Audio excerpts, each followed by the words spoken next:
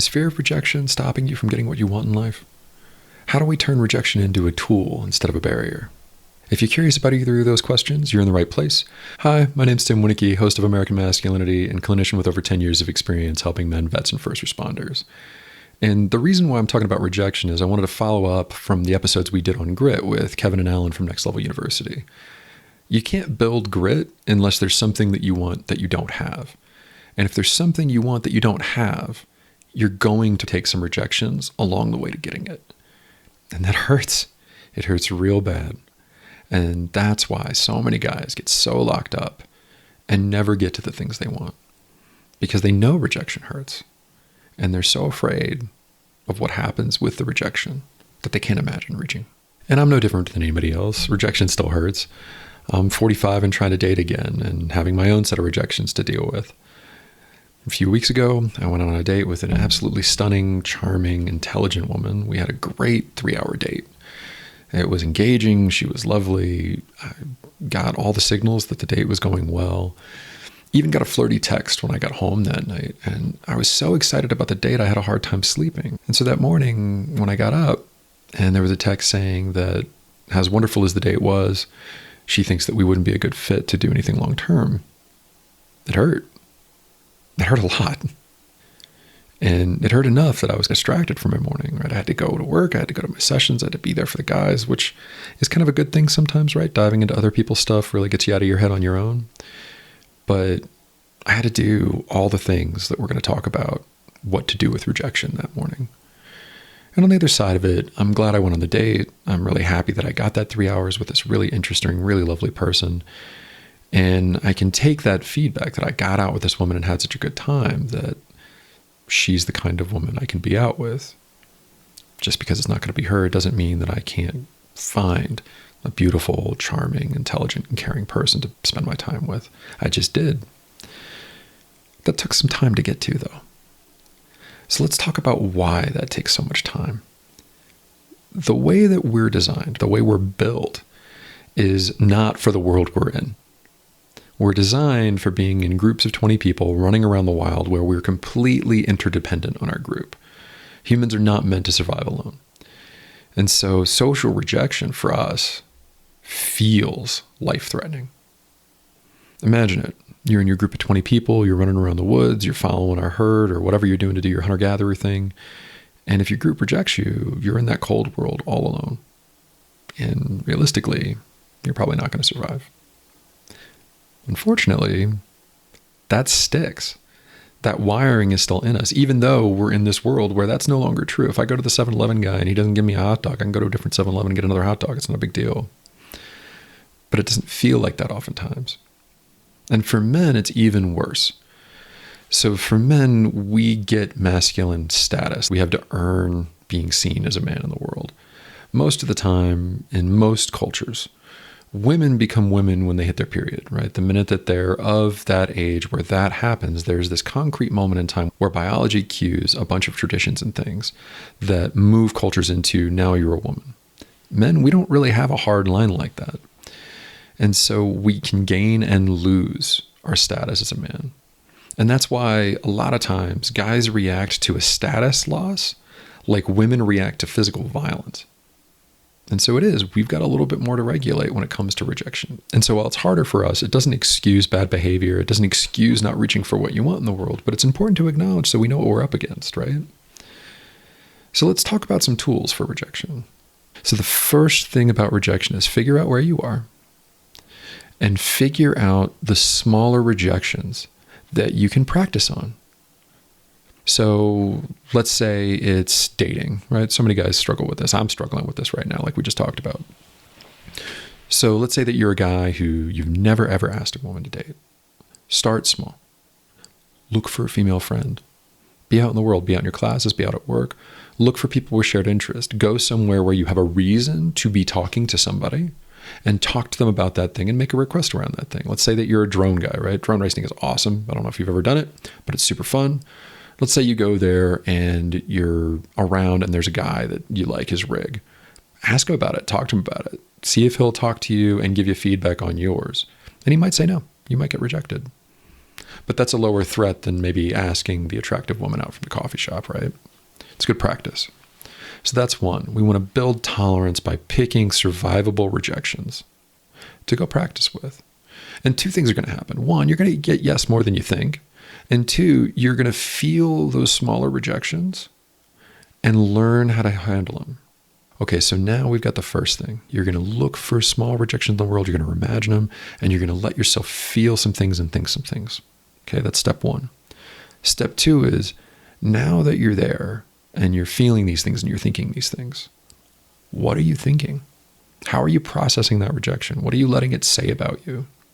There's probably going to be a voice in your head like there is in mine that's going to scramble and think of all the different things that are wrong with you, that it's your fault. That beautiful woman that I was out with, oh man, did I do something wrong when I walked her to her car?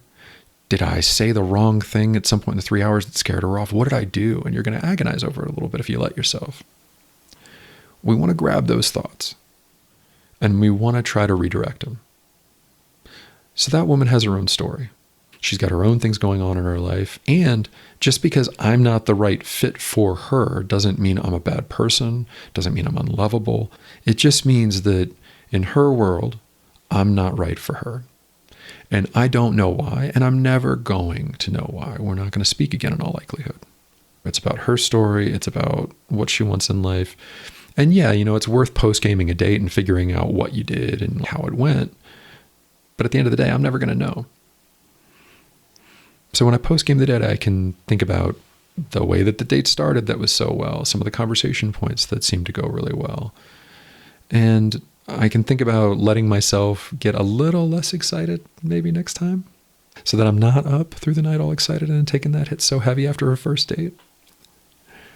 But that post-game and that challenging those thoughts, the minute it's about me in my head around the rejection, I know I'm doing something wrong. I know I'm acting in a fear response.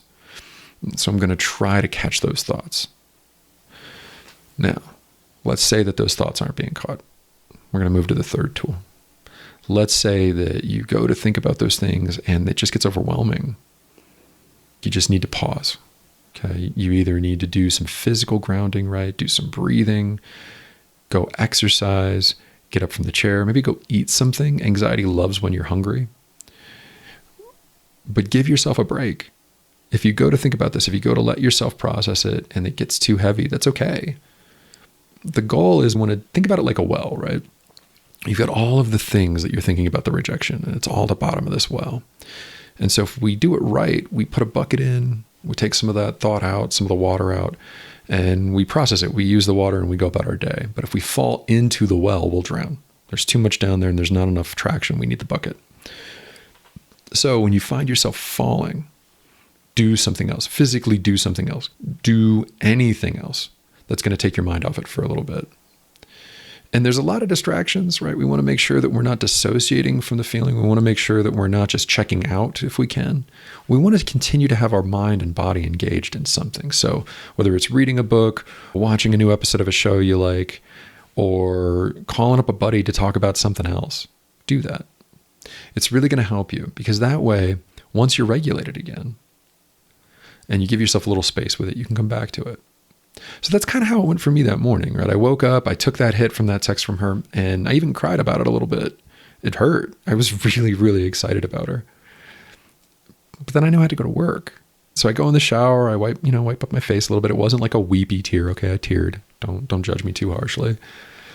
But I took a nice hot shower. I got into my body. I went and reviewed the notes from the previous week to make sure that I was ready for my clients and kind of in their word a little bit. But then the rejection thoughts would creep in during the sessions every now and then, right? I'm a person, that happens. And so I would catch them, refocus on the patient, reflect the last thing they said to make sure that I didn't miss anything. And then in my breaks between sessions, I'd get up and move a little bit. I'd go do some breathing, go get a water. And then by lunch, I could touch it again. It wasn't as heavy. I could think about the rejection a little bit, and I took the time to sit with a little bit now that I had done something else and re-regulated. And I was able to get away from like me to, oh, I'm glad I did that. This is what I learned, and this is what's happening next, and I'm okay. So the 3 tools. Put yourself out there in ways that you can take. Don't jump at the big rejection from the big person right away. It's okay that you don't do that. But either imagine going through some things and processing them and dealing with them, or if you're able, go reach for some smaller things and take smaller rejections so you can practice with them, so you can kind of build that muscle rep for the rejection. 2, think about it, process it. But if it starts to spin and get out of control and you're hearing it's you, the world is mean, you, catch those thoughts and do something different. Change the behavior. So, try, think, and act. And don't get on yourself too heavy if it doesn't go well for a little while. And don't get too mad at yourself at the one you reached for hurt bad enough that you got to scale back. Maybe you go and reach for a friendship and it doesn't come, and you've got to go back to imagining things for a little bit while you do this work. Maybe journal about it. Maybe use something that's internally focused so that you can process what you're dealing with to make sure that you can reach for what you want. I promise you, the more tolerance you get for rejection, the less you get rejected. The more comfortable you are when you ask for things, the more likely people are to give them to you. People feel that nervous energy when you go in and you're scared, and it pulls people back a little bit. It's okay. Everybody has it. There is no one on the planet that is not a little worried about rejection for something they want. It's okay to be worried about it. It's okay to be fearful of what it's going to be like when or if it's rejected. But stop letting that fear stop you from getting what you want in the world. If you're able, tell me what you're going to do.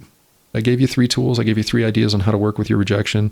Leave in the comments what it is that you're going to try.